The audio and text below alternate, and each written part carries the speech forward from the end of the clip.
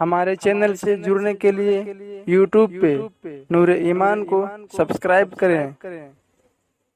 غوث پاک فرماتے ہیں کہ مجھے جب میں نے ایمان کے دفتر کو الٹ پلٹ کر دیکھا، نیکیوں کے دفتر کو الٹ پلٹ کر دیکھا، تو ایمان کے بعد مجھے سب سے بڑی نیکی کھانا کھلانا نظر آئی۔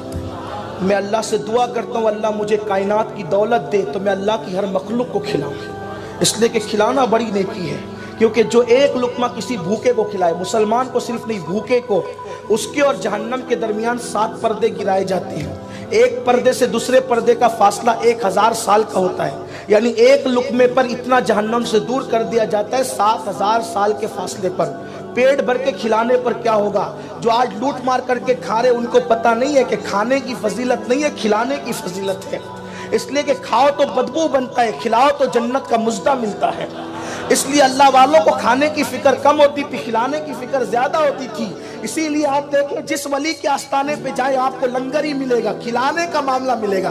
غوث پاک کے یہاں لنگر، غریب نواز کے یہاں لنگر، صابر پاک کے یہاں لنگر۔ اور میرے صابر نے تو یہ شان کی 12 سال بھوکے رہ کر دوسروں کو کھلایا۔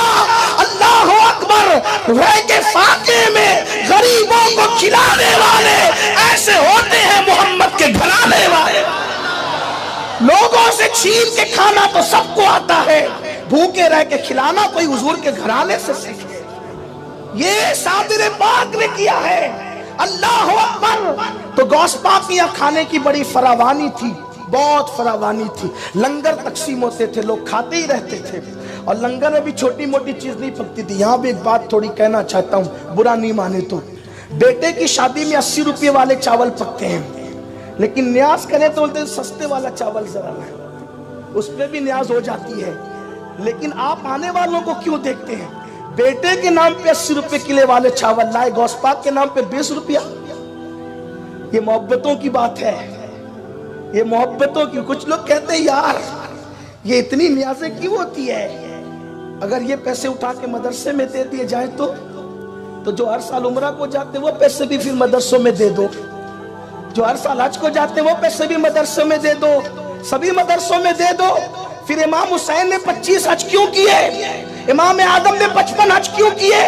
بات یہ ہے ساری چیزوں کی اپنی اپنی ایک شان ہے۔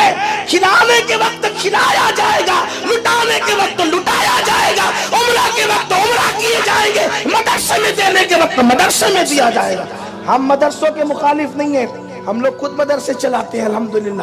یہ آپ برکات خواجہ کی برکتیں دیکھ رہے ہیں، گلشن اجمیر کا گلشن دیکھ رہے ہیں۔ سنی دعوت اسلامی کے 60 سے زیادہ مدرسے ہیں پورے ملک ہندوستان میں، ہمارے امیر کی سرپرستی میں 60 سے زیادہ دارالعلوم چلتے ہیں، لیکن جو ہے سب نیکی کی خوشبو الگ الگ ہے۔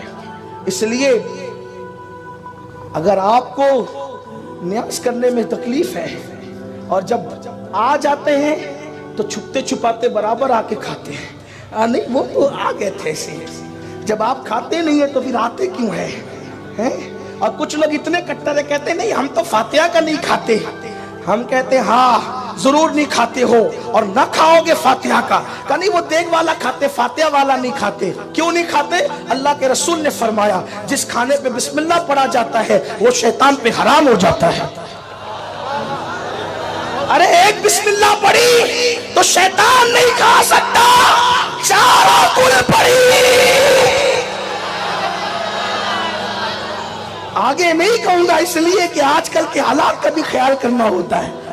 میری سنی قوم بہت سمجھدار ہے، ہم فاتحہ کا نہیں کھاتے، ہاں انتر منتر نہیں پڑھے جاتے، اللہ کا قرآن پڑھا جاتا ہے، اور جس کھانے پہ قرآن پڑھا جائے وہ شیطان پہ حرام ہو جاتا ہے۔ اب جو بیچارے نہیں کھاتے ہمیں الزام نہ دے، وہ خود سوچے میری برادری کون سی ہے۔ میں کوئی چھیڑ چھاڑ کی بات نہیں کر رہا ہوں، لیکن لوگ ہمیں زخم دیتے ہیں، لوگ ہمیں صدمہ دیتے ہیں۔ قرآن پڑھا جائے نہیں کھاتے ہو، اور تم نے کیا کیا لکھا ہمیں پتہ ہے، لیکن میرا عنوان وہ نہیں ہے۔